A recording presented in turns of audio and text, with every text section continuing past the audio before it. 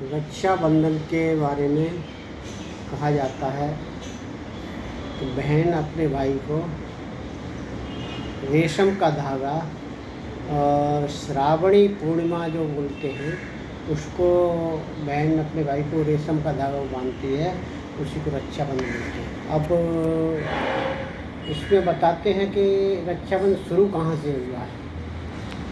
तो इसके लिए महापुरुषों से और शास्त्रों में देखा गया, सुना गया है कि एक बार देवासुर संग्राम हुआ था। तो देवासुर संग्राम में अमृत निकला।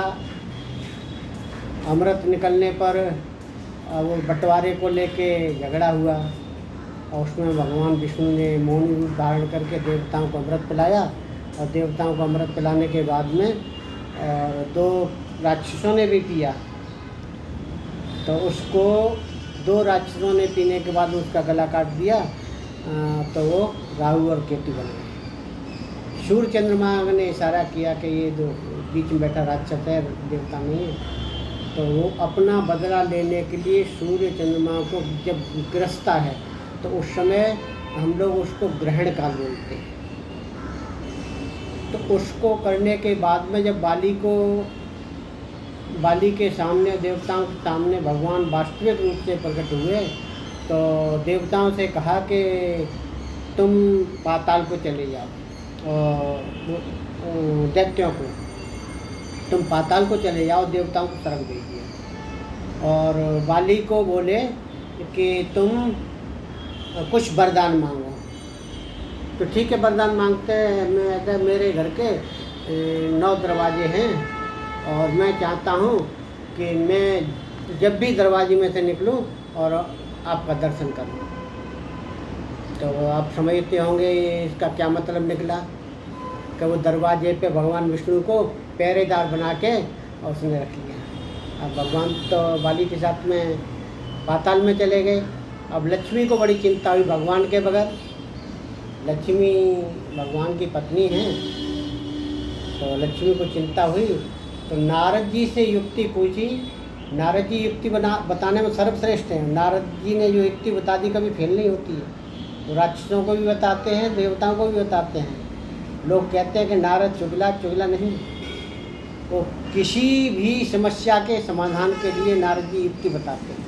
उनकी युक्ति के अनुसार कार्य करेंगे तो समस्या का समाधान हो जाता है। लक्ष्मी को युक्ति बताई तो लक्ष्मी अपना वेश बदल के बड़ा सुंदर बन के और बाली के यहाँ गई और बाली से कहा कि मेरा कोई भाई नहीं है, मैं आपको भाई बनाना चाहता हूँ और मैं ये राखी आपको बांधना चाहती हूँ। लक्ष्मी ने राखी बांधी और उस समय बाली ने प्रसन्न होकर कहा कि बहन तुझे क्या चाहिए, तो जो मांगेगी वो मैं दे दूँगा।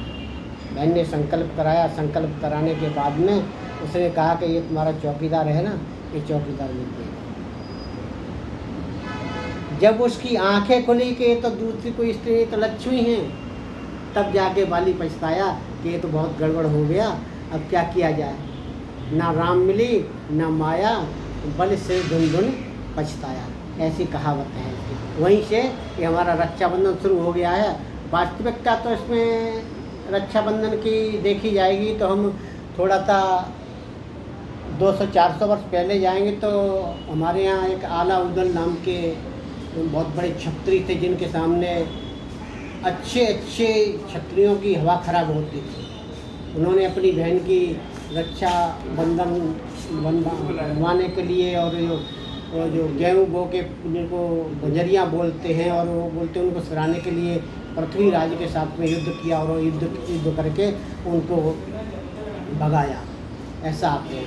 भाई रक्षाबंधन का मतलब है कि बहन अपने भाई को जो सूती या रेशमी धागा बांधती है तो भाई से वचन लेती है कि बंधन है तुम हम बहनों का। केवल वही नहीं कि उसकी बहन है, कोई भी लड़की हो, किसी की भी लड़की हो, एक बहन ही है, उसकी तुम रक्षा करना, ऐसा वचन लेती है। तो भाई उस समय पे रक्षा करता। मगर आजकल तो देखा जाए दोनों तरफ ही कुछ हिसाब किताब गड़बड़ा गया है।